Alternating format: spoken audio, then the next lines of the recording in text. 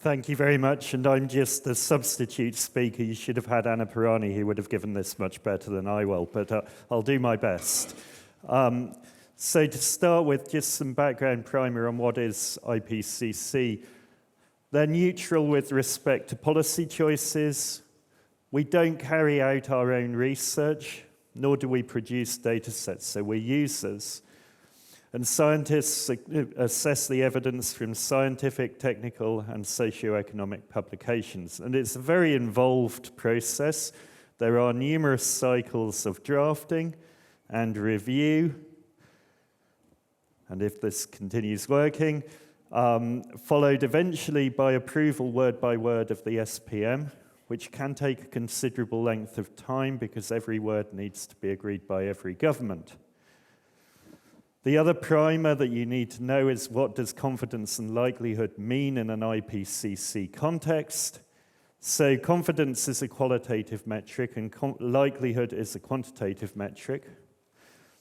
Confidence is based upon the evidence available, the type, the amount, the quality, the consistency, and its agreement. Levels of confidence range from very low to very high. And basically you have this kind of matrix where what we're looking for is lots of independent lines of evidence that all agree. And if they all agree and there are lots of independent lines of evidence, you have very high confidence. And if you're at the other end of the scale, you have low or very low confidence. You can also look at likelihood, where you can quantify things, and likelihood has very specific terms ranging from virtually certain, which is 99 to 100% likely, all the way down to extremely unlikely, which is hardly ever used as a term. Exceptionally, we can use statements of fact. So that's just to give you some primer as to what the assessment is. It's very different to a standard scientific exercise. And the one that reanalyses really inform is this statement, that recent changes in the climate are widespread, rapid, and intensifying, and are unprecedented in thousands of years. Obviously, they can't do the thousands of years part, but they can talk about the changes in the climate being widespread and rapid. So I was asked to talk about increasing use of reanalysis across successive assessments. And we have a specific section in Chapter 1 of the Working Group 1 report which actually goes through and justifies why we use reanalyses considerably more in the 6th assessment report than prior assessment reports. We use Hans' favourite saying, maps without gaps. That's actually text in an IPCC report. So well done, Hans, for getting that in to IPCC. They're physically consistent across multiple variables, which of course for single ECV data sets is not the case. But there's a caveat here, they're physically consistent within the model physics, which doesn't necessarily mean that they're physically consistent with the real world physics. There are fields for properties that are either unobservable or very rarely observed. And each successive generation has become better. Reanalysis producers are very clever people who make real efforts every time to have a wash-up to learn. They also benefit, of course, from improvements in data assimilation and weather forecasting, which is the engine that drives the reanalysis. They also have higher resolution in space and time. And we have had the reanalysis community and others undertake into comparisons between reanalyses, which builds some confidence in their use. I would caveat they're better at thermodynamics than they are necessarily at the hydrological cycle or atmospheric circulation components. And I put this quote in just for the C3S and just for the ERA 5 teams. We actually have a quote in Chapter 1 that calls out ERA 5 specifically as good. So there you go. ERA 5 is so good that it's used in the Interactive Atlas, and you will hear on the Interactive Atlas later in the week. But ERA 5 and the bias-corrected ERA 5 are both used in the Atlas.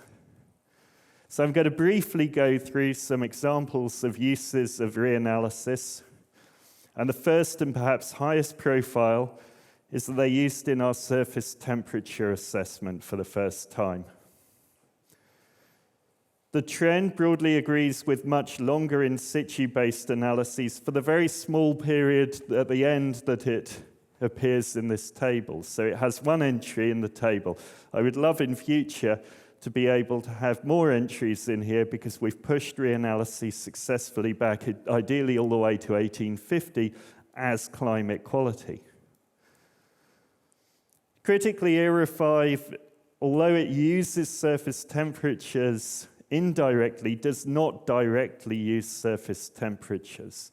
So it is methodologically independent, and that degree of freedom helps in that confidence matrix that I showed you earlier, because it's an independent line of evidence compared to the other estimates, which all use exactly the same fundamental raw marine and land data to create homogeneous data sets. It's a degree of freedom methodologically.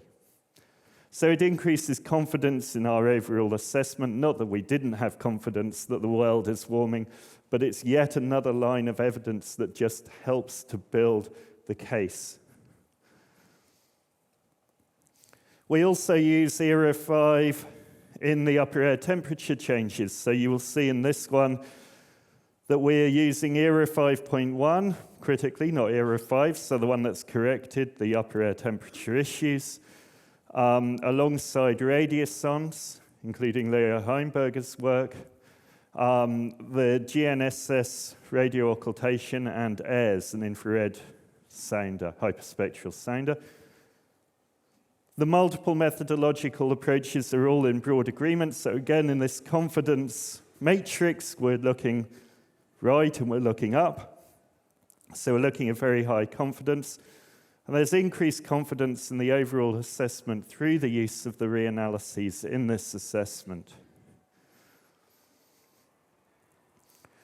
Hydrological cycle changes are where we start getting a little more difficult for the reanalyses, or challenging. So total column water vapor changes, we have full input and sparse input reanalyses. So now we're using the 20CR V3 product alongside 3 satellite-based products. And we start to see some substantial differences between the reanalyses, particularly prior to 1990.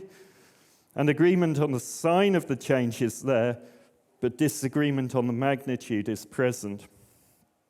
And the hydrological cycle components are more challenging for the reanalyses.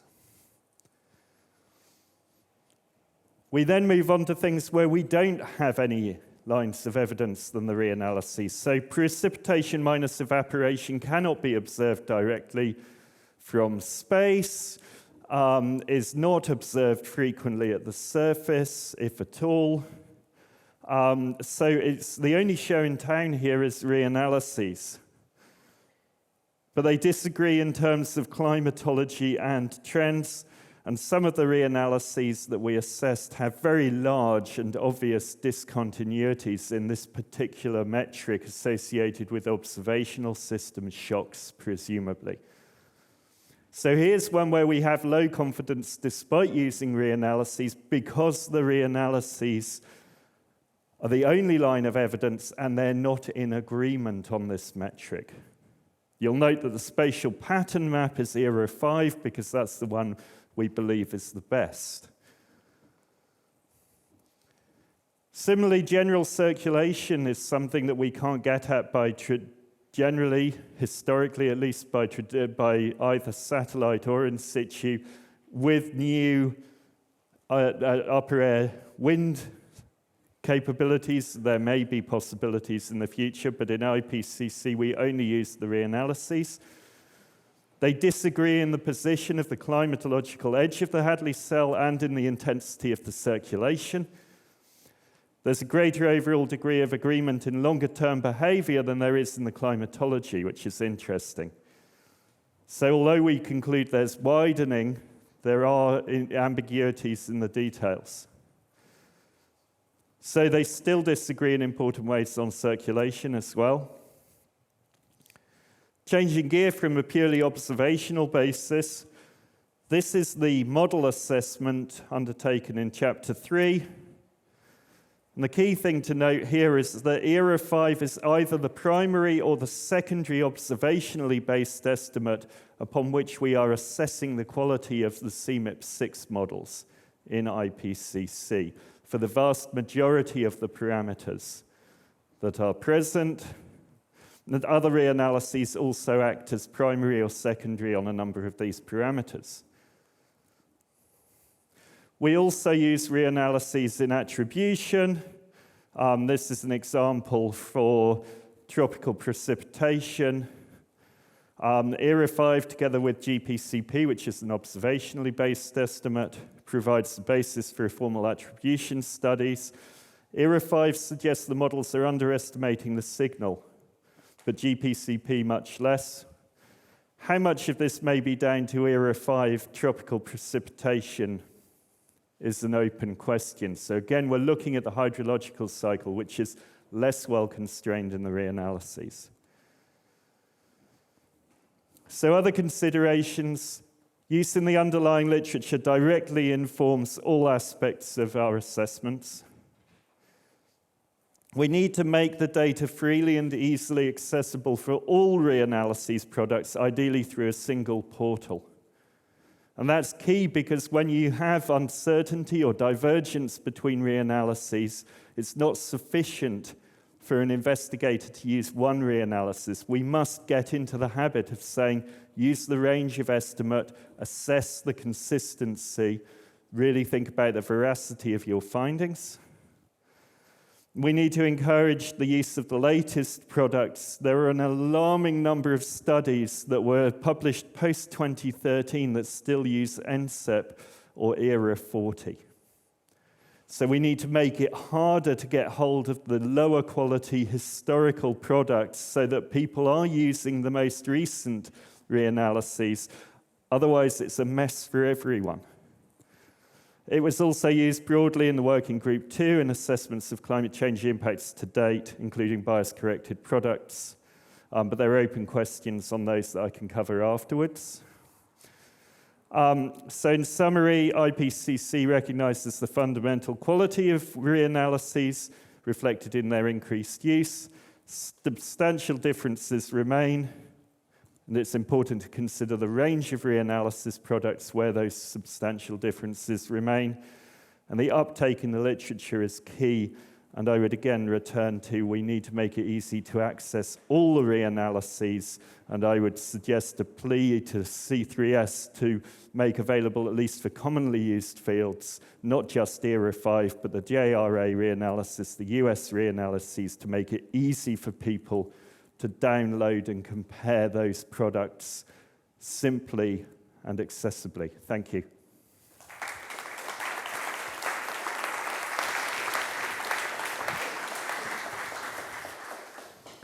Thanks for yet another interesting overview of an application of reanalysis. Is there a quick question for Peter? Is there a slow question? Oh, there's a quick one.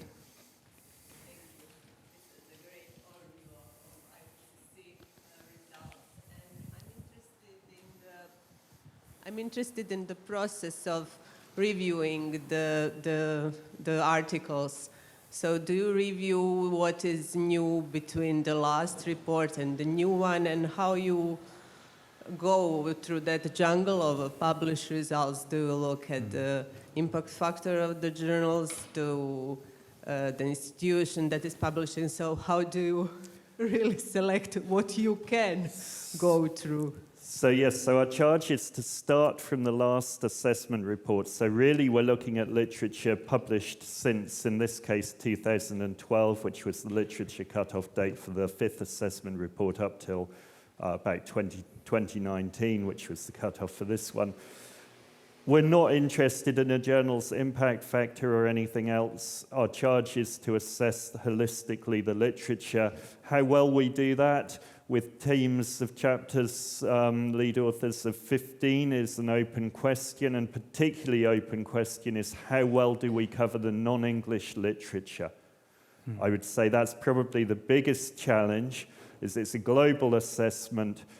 It's written in English. Most of the authors are probably native English speakers.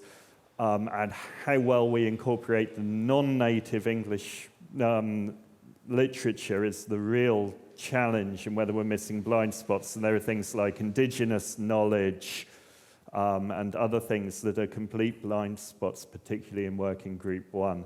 So yeah, great question. In theory, we do everything.